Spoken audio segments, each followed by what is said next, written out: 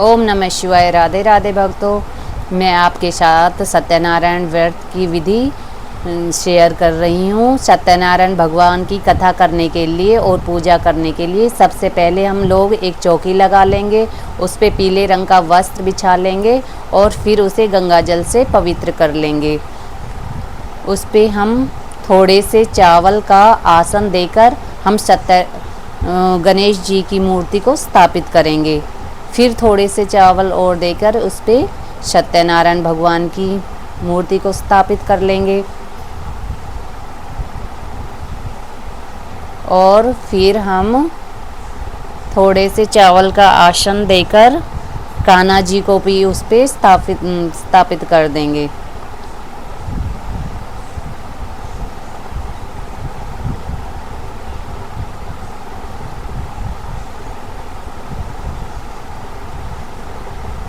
और अब हम एक कलश ले लेंगे और उसको कंठ तक भर के उसके कंठ पे मौली बांध लेंगे।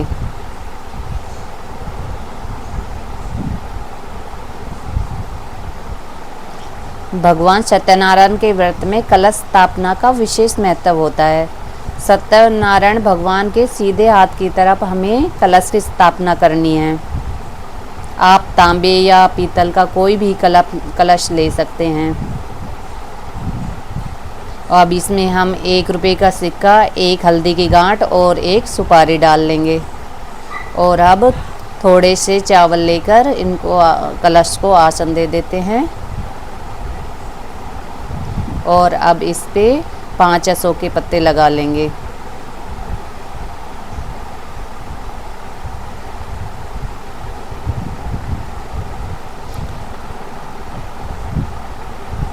अब इस पे हम एक चावल से भरी हुई कटोरी रख लेते हैं।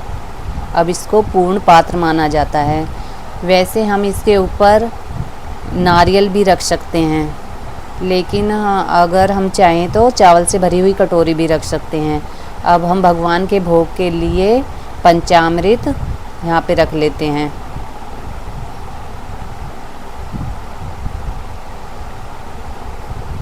और अब हम सत्यनारायण भगवान की पुस्तक ले लेते हैं। और अब हमने ये दीवा जला लिया है, क्योंकि दीवा हमारी पूजा का साक्षी होता है, इसलिए हमने दीवा जला लिया है। और अब हम पूजन करते हैं। सबसे पहले हम गणेश जी का पूजन करेंगे, उनको स्नान कराएंगे, आचमन कराएंगे और फिर अब उनको वस्त्र अर्पित कर देते हैं। अब लक्ष्मी माता को भी वस्त्र अर्पित कर देते हैं। और अब हम उनको टीका लगा देते हैं। अब विष्णु भगवान को 4 बार जल से अभिषेक, आचमन सब करा देते हैं। और उनको भी मौली अर्पित कर देते हैं वस्त्र स्वरूप। और चंदन का टीका लगा देंगे।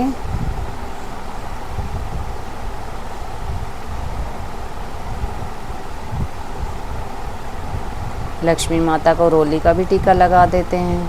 और उनके टीके में से हम अपने टीका लगा लेंगे और उनकी मांग में से अपनी मांग भी भर लेंगे। अब हम कान्हा जी का स्नान करा देते हैं और टीका लगा के उनको भी वस्त्र अर्पित कर देंगे।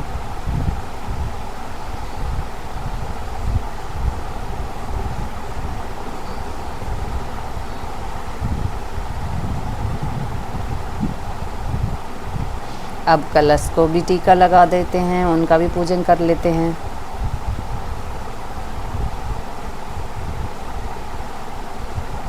अब हाथ में पुष्प और 1 रुपये का सिक्का, चावल लेकर भगवान उनके सामने संकल्प करते हैं कि भगवान, हम आपकी पूजा कर रहे हैं, आप हमारी पूजा को स्वीकार करना और जो हमने मूर्ति स्थापित करी हैं इनमें आप आकर पधारना और हमारी पूजा को सफल बनाना। और फिर चावल और ये उनके सामने, विष्णु भगवान के सामने छोड़ देंगे। अब हम सबसे पहले फल चढ़ा देते हैं। विष्णु भगवान को 5 फल अर्पित कर देते हैं। अब कान्हा जी को भी फल अर्पित कर देंगे।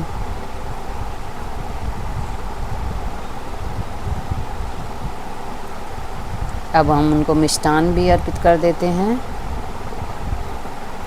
और अब हम दक्षिणा रख देंगे।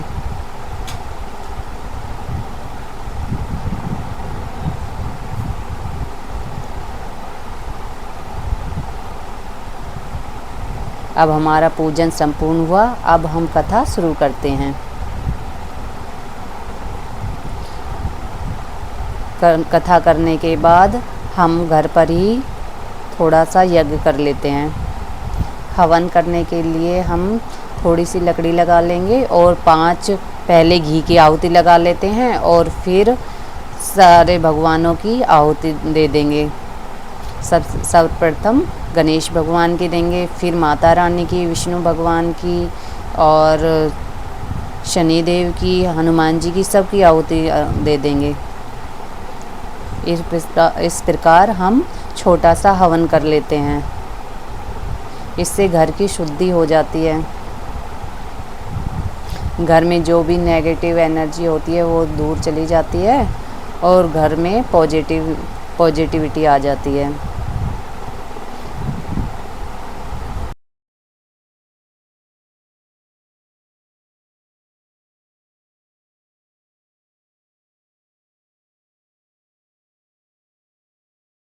छोटा सा हवन करने के बाद हम अब विष्णु भगवान की, गणेश जी की, सबकी, माता रानी की, सबकी आरती कर लेते हैं।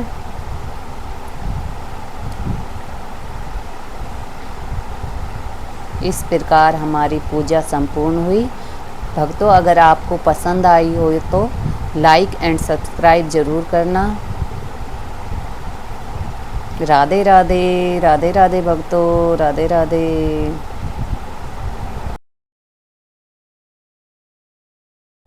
और अब हम भगवान जी को पंजीरी और पंचामृत का प्रसाद अर्पित कर देंगे।